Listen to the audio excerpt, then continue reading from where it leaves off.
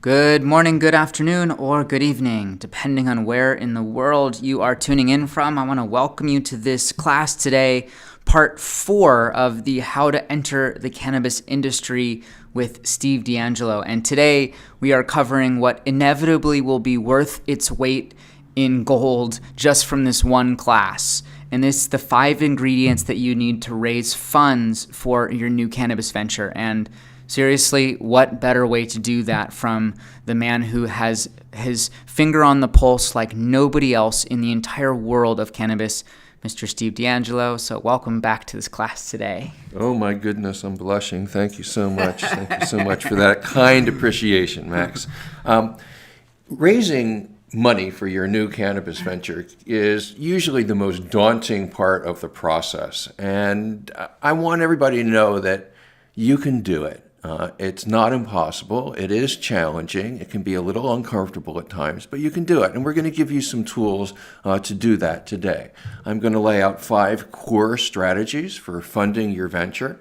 I'm going to give you the benefit of some of the wisdom, hopefully, that I've learned in the course of doing this and making plenty of mistakes along the way. And then leave you with a few sample documents and resources that I developed along my own fundraising journey. So, one of the most important things to understand about investors is that they want to see entrepreneurs who have some skin in the game. Investors are putting their hard-earned money at risk, and they want to make sure that the entrepreneur that they're investing in is also at risk. Now, sometimes that skin can look like a sweat equity. The passion, the energy, the time, the energy, the sacrifice that you personally put into building the business. But investors feel even better with a combination of sweat equity and real money. It doesn't need to be a whole lot of money, but before you ask somebody to put their own money in, it's a really good idea to be able to say, look, I believe in this thing strongly enough that I put my money into it, and I have a lot less money than you do. So it's about investing in yourself first. And how do you do that, right? If you weren't born to a moneyed family, how do you accomplish that? Well, the old-fashioned way, working really hard, cutting your expenses, living cheaply, and saving. Or one of the more newfangled ways, go get some credit cards and run them up. Another way that people who really, really believe in what they're doing have used to get their cannabis businesses started is taking out home equity loans. I've seen that work out well, and I've seen it end up in not such a great way. So think carefully about that, but it is a way. The next step is to reach out to the people who are closest to you, to your friends and family. If they don't believe in you, if they're not backing you, it's a pretty good signal that nobody else really is going to either. You need to be really confident about what you're doing when you begin this process. It's one thing to invest your own money. It's another thing to go to your family and ask them to invest. If it doesn't work out, it could cause some problems in your family relations down the line. But the great thing about the friends and family round is that it's usually accomplished mostly with a verbal pitch. It's about talking to the people who are closest to you. They've probably already heard these ideas. They've already seen your passion. They already know that they can trust you. And it's a question of bringing them across that line. So it's a great way to start practicing your fundraising chops. Now, the following investors, they're harder. Okay? They're more difficult. They're going to ask you some very pointed questions and force you to really think through your business and your plan.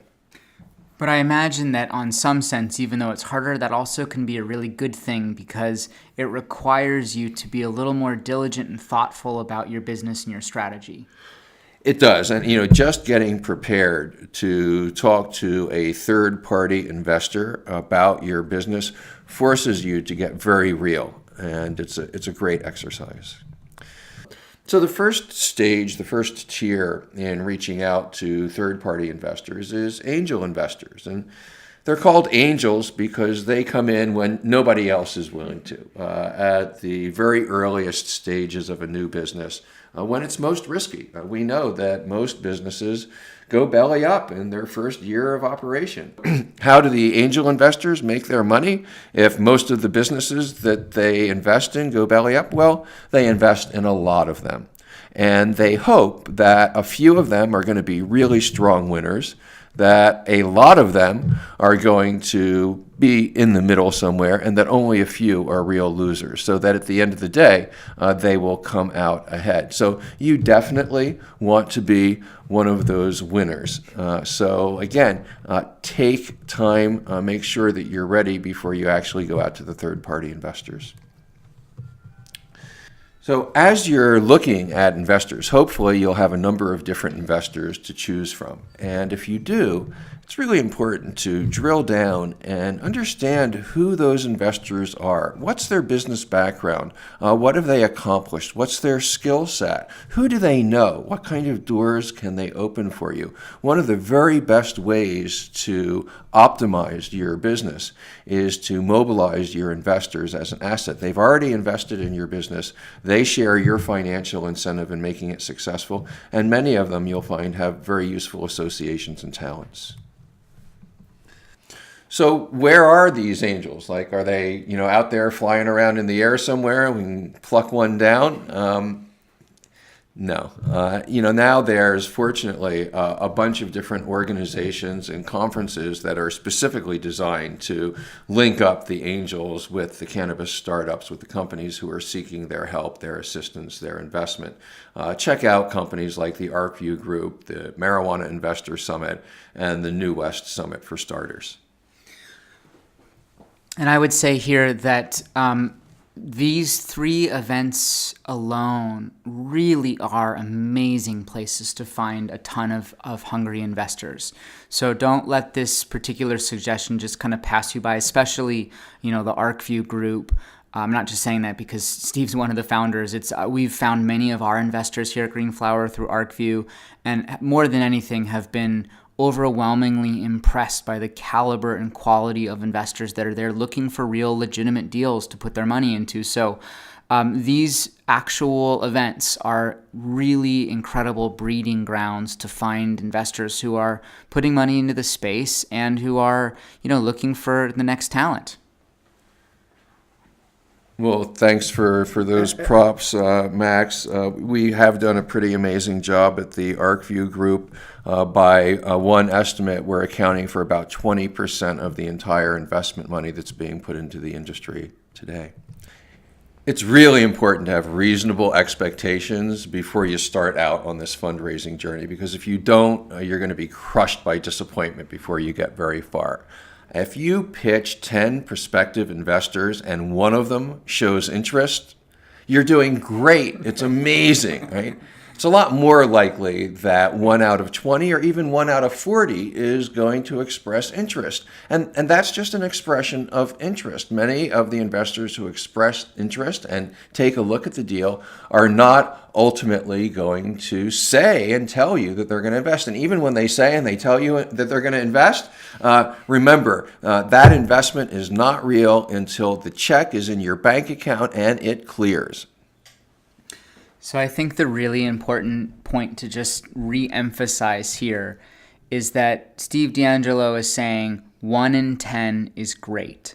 And that's very important, so that when you go out there and you're talking to people and you're, talking about your ideas and pitching what you're doing, that you realize, it's unlikely that that more than 10% or 5% or even less than that are going to be really able to lean in and take a next step with you. And so knowing that, it's a numbers game. You've got to really get out and talk to the most amount of investors and put yourself in a place where you can have more dialogues than you'd ever think that you should have. So if you've had like 5 and nobody was interested and you gave up, well, that's a good time to get back on your horse and get back out there. Yeah, ride 'em. Yeah!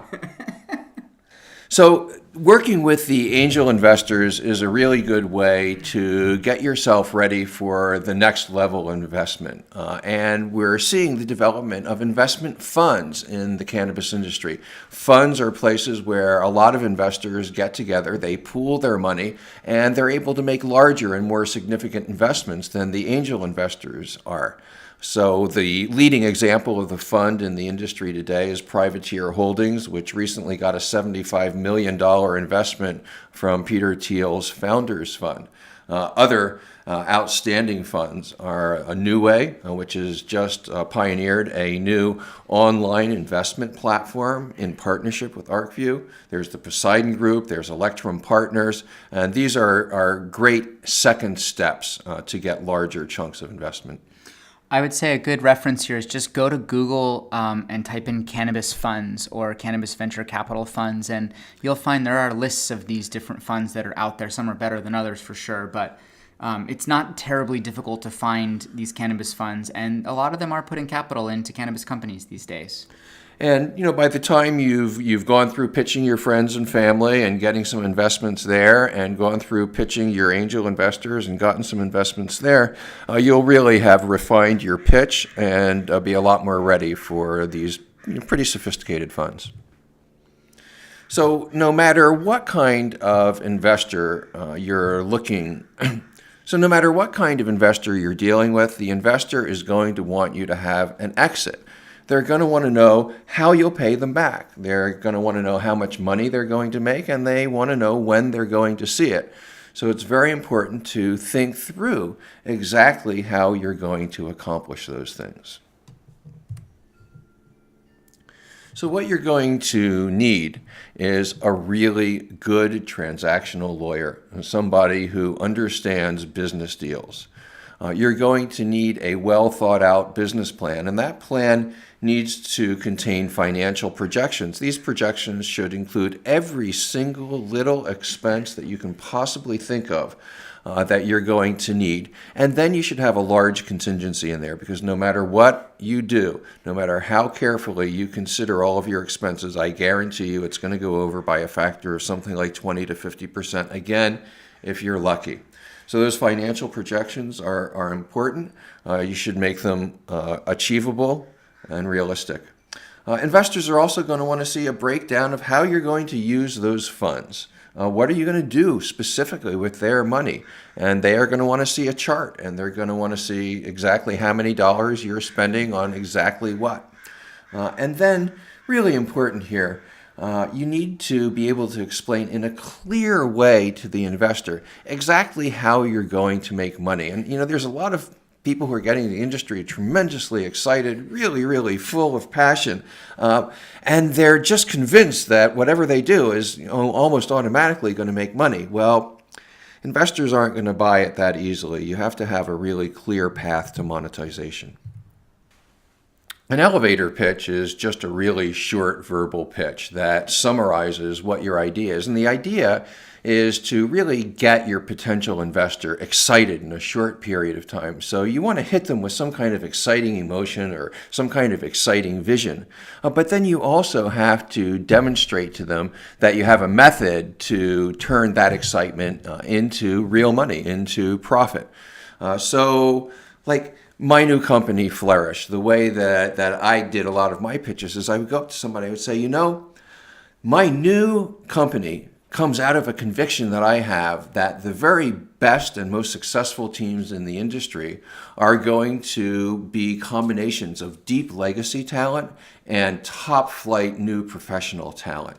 And so when I saw that California was getting ready to pass regulations and an adult use initiative, I set about putting this team together. And I'm going to deploy them in California because California is the largest legal cannabis market in the world today. It has the ideal microclimates for growing cannabis.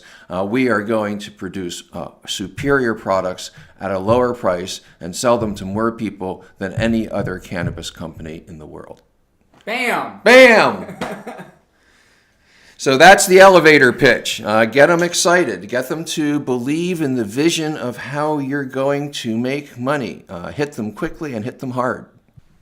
Here are a few words of wisdom that I learned the way I learn everything, the hard way, by experience. You can avoid a huge amount of pain in your investor relationships with very clear term sheets. Term sheet is just a simple document that lays out the basic points of the deal, and that sheet should be as specific and as explicit as you can possibly make it. It has to be written down, and it has to be signed, and it has to be reviewed by your attorney. That term sheet should very clearly tell the investor how much of the company they are going to get for their investment, how you plan to pay back the money that they've invested, what's going to happen if things go bad. If you guys get into a fight or a dispute, where is that going to be adjudicated? Is it going to be in the courts? Is it going to be through mediation or arbitration? What happens if everything goes bad? And finally, and maybe most important, is risk disclosures. You are obligated by law to be very, very clear with your investors about what the risks are of both your particular business and the overall industry. And of course, our industry is a very, very risky industry. So you have to kind of go totally overboard in the risk disclosures in the cannabis area, because if the investment goes bad, an unscrupulous lawyer could come back and say, well, they didn't tell me that this was against federal law. They didn't tell me that this was control a schedule. Well, they didn't tell me this is against federal law. They didn't tell me that it's a Schedule I controlled substance. They didn't tell me that I could possibly have money impounded or seized. They didn't tell me any of those things. And so they can come, and in some cases they can get a monetary judgment, and in extreme cases they can get criminal convictions and put you in jail. So pay attention to those risk disclosures. The best way to make sure all of this is done properly is to seek out a cannabis law firm, specifically a law firm that specializes in cannabis law.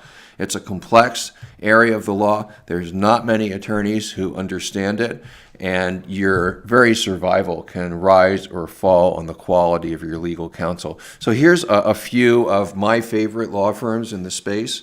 Especially my good friend Henry Wykowski, who is an amazing litigator. We call him the Lion of San Francisco. He, without doubt, is the reason that I'm still walking the streets today. So a few more words of wisdom. Not all investors are good players. Don't just assume because somebody has $100,000 in a check that they're willing to hand you that they're a good person that you want to be in bed with. Do a background check on every single investor. See what kind of court cases and kind of litigation they're involved in. Have any of their former partners sued them? Have they declared bankruptcy? Do they have any criminal convictions? Ask your investors for references, people that they've worked with in the past, companies that they've invested in. Call those companies, talk to the CEOs and to the CFOs, see how those deals worked out for the people that were invested in. A really great way of doing that is with an investor questionnaire, which asks an investor for all the basic kind of information that a prudent and responsible business owner would want to have. And a part of that questionnaire should be a request that the investor actually verify that they have the funds that they're talking about. That's usually done with a bank statement. Let me add one thing here, which is to really remember that despite the fact that you might be seeking funds from them and thinking that they have the leverage, that if you go into it that way and not doing your due diligence and not making sure they're a good fit for you and not making sure that they're truly there to support the growth of your vision, it can get really sticky and ugly. And what Steve said about the wrong partners is so true. Not only have I had to step away from companies in the past that have been misaligned in terms of my partnerships, but I've watched really great empires with really powerful people come crumbling down because they either had the wrong investors, the wrong partners in the mix. And so despite your desire and urgency to move your business forward, and like Steve said, people could be potentially offering to write a check, be careful. and do your due diligence. Remember that you have just as much power in this as they do, because it's your vision and your company and your energy that will bring it to life. Well, so here's the way it really works. When you ask an investor for a background check, when you follow up on their references, when you have an investor questionnaire, what you are signaling to them is that you are a sophisticated business person who understands how to deal with investors and manage their investments. So far from scaring them away, you will actually strengthen your negotiating position by taking these steps. Finally, you want to make sure that investors are not associated with your competitors. So you have to, even before you really start talking to an investor, make sure that you got a signed non-disclosure agreement from that investor so that they're not at liberty to go share all of your information with the world. And as you're doing your background check, as you're talking to references, also go to other folks in the industry that you know and see, have these people made investments in any other companies? On the investor questionnaire, you should have a question that specifically asks investors what other cannabis companies they're invested in. Or always remember that when somebody invests in your company, they have a right to information. They can look at your financials. They can look at your annual reports. In some cases, they can monitor your board of directors meetings. And if they are a major investor in one of your competitors and a very minor investor in you, it's quite possible that that information would be deployed against you. And I'll add one unfortunate horror story to this, which is that we had an investor that was talking to us, and we got pretty deep into this dialogue with him and opened up our strategies and what we were doing. Turns out all he was doing was fishing for information for his other companies and the other things that he's working on. Not only didn't invest, but ultimately ended up taking some of the stuff we were doing and trying to rip it off and do it on their own. And so, you do, like any industry, have to be careful, but especially in cannabis when, it's such a new industry and I think people feel like they have the freedom to do whatever they want sometimes. Just be really mindful to keep your secret sauce close to your chest. Has anything like that happened to you? Or? Oh man, I've been played a number of times that way, right? Because when you're raising money, you want to close the deal. You need the money. You have things that you want to do, and asking people for money, it's a difficult and delicate thing. So you really want to close it. And yeah, I've had plenty of people who showed all sorts of interest, and I later on found out that they were associated with a competitor, or they were trying to work on a similar idea, a startup of their own. I've had people come into companies and contract with me to work on projects and then take that work product and go out and start other competing companies. So choose your partners carefully, investigate your investors. Make sure that there's a good values alignment. In my experience, there's two kinds of business people, two kinds of investors. The first are people who do deals. They're really deal-oriented. And there's nothing wrong with that. It's a completely legitimate approach to doing business. And the idea there is to you negotiate a deal. And everybody negotiates the very best deal that they can. And if somebody gains an advantage over the other, well, that's okay. That's the art of the deal. Right? The other style, which is my style, is to build relationships, to find people that I am not really interested in doing just one deal with, but somebody I know that I can do deal after deal after deal with, and develop a relationship of trust with them. Neither method is inherently good or bad. It's important to be comfortable and understand where you're going and where the investor is going. And we were talking about this earlier. You said that your feeling is there's more transactional investors than there are relationship-oriented ones. And again, just something to know, what's your kind of strategy, right? Right. Well, there's a lot of people who are coming into the industry now, and they're really looking for what I call 3-year deals. They want to invest in a company who's going to build up a brand or develop a technology, and then set themselves up to be acquired by a larger company in 3 or 4 years or something like that. And that's a great play if that's what you want to do with your company. But if you want to do something else with your company, if you want to build a company that you plan on running and is going to be a part of your life for the next 20 years, then you don't want the 3-year investors in your investor portfolio. Investors can bring a lot more to the table than just money. Most investors are fairly successful people. They've run businesses, they've made other investments, and they have a network of people. They can pick up the phone and get people on the phone that you might not be able to. So make sure that you utilize them when you have a problem, when you need to find some talent. Don't be shy about calling out to your investors. They will probably be, very, very happy to help you.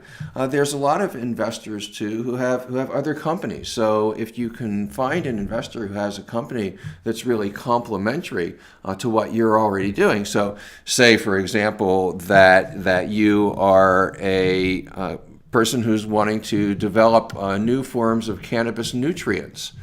Well, it might be really helpful for you to have an investor who owns several grow shops and has direct experience with the sales of different brands and what the consumer issues and problems and what the needs are in that niche that need to be filled. And then sometimes your investors will just have particular talents that you don't have on your team, and you can call them up and get an answer to a investment strategy question or a compliance question. So investors are really much more than just walking wallets. They should be engaged with really like human beings who bring a whole lot to the table. So, remember, investors are not walking ATMs. They're human beings. Get to know your investors. Spend some time with them. Be interested in them. Talk about things other than your company and your vision and the investment and the industry. Find out what makes them tick, what they care about. Get to know them, and that'll really help you in making a smart move with an investor, making sure that you get an investor whose values and goals are really in alignment with yours, than making a fast move, getting into a situation with somebody where 6 months or a year down the road, it's going to get to be unpleasant. Investors often feel like they have the right to participate in the business. It's not unusual for investors to call you and ask to see the financials, to question a business decision that you might have made, to call you somewhat frantically after having heard a rumor about the business. So it's important that you have folks that you feel comfortable with. Yeah, I think one of the main takeaways from this module is just the stress of the importance about alignment with investors. You can really hear Steve cautioning us to pay attention and to do our due diligence and take the time to let that relationship develop a little bit, because it's true, you don't realize it, but investors become a part of your business, whether you like it or not. And so if you're going to let them in, make sure it's somebody that you want to keep playing with, right? That's right. This fundraising journey can be really challenging, and a lot of folks may feel like they're not really up to start that yet. And so there's an alternative, which is business incubators.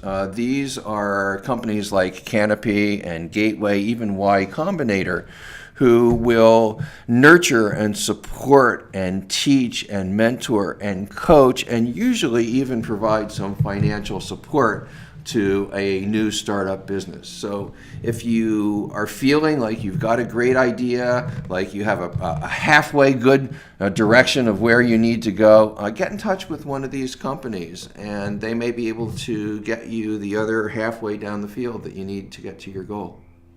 With all that said, we have a really special bonus feature for you now. We're going to make available for download for you right here some of the critical steps that I described in this process, the critical documents that you're going to need, that I developed myself and successfully deployed to grow Harborside and now my new company, Flourish. So you'll find a non-disclosure agreement, the very first step in any conversation with an investor. the investor questionnaire, and I think we talked pretty extensively about how important it is to get to know your investor and understand who they are. That questionnaire is the first step in the process. And then there's an example of what we call a teaser. A teaser is what you give an investor before they sign the non-disclosure agreement. And so you will see the teaser that we distributed for Flourish when we were doing our recently successful raise. Yeah. And I just want to reinforce how insanely valuable of an extra gift this is that Steve's giving you. Some of these documents alone would cost you hundreds, potentially thousands of dollars to source or create or work with another lawyer to get from, as well as the fact that it gives you something to really model and use for your own benefit. So thank you for including that. It's a really very valuable gesture to put in this course. My pleasure. Hopefully my partners don't take me to task for it too much. So final thoughts here. The fundraising journey, it's probably the least pleasant part of the whole cannabis startup movie. But you can do it. You can get through it. You eventually will be on the other side of fundraising. You'll be able to get down to actually building your company and making these dreams real. The key is to surround yourself with people who are both good people, decent people, and people who are really, really smart. A lot of the best, most successful entrepreneurs I've met say that their key to success was pretty simple. I just hired people that were smarter than me. Right? And keep your expectations on a reasonable plane, both in terms of engaging with investors and closing deals with investors, and in your own fundraising skills. Fundraising is a skill just like anything else in life. The first time you do it, you're not going to do it as well as the second or the third time you do it. So don't expect perfection from the start. Don't let that lack of perfection keep you from starting, because you will never get there if you don't. Wonderful. So that will conclude this particular class today. Hope you have learned a lot about moving your business forward, getting investors, finding your sweet spot, getting customers. We've covered a ton of information in this class. Go ahead and download the resources now and look for more updates and exciting things that you can participate in from both Green Flower and Steve D'Angelo. Steve, thanks so much for sharing with us all this amazing wisdom. Oh, wow. It's been so exciting and pleasurable to have such a great audience here. I hope you all go out and make all of your cannabis dreams come true.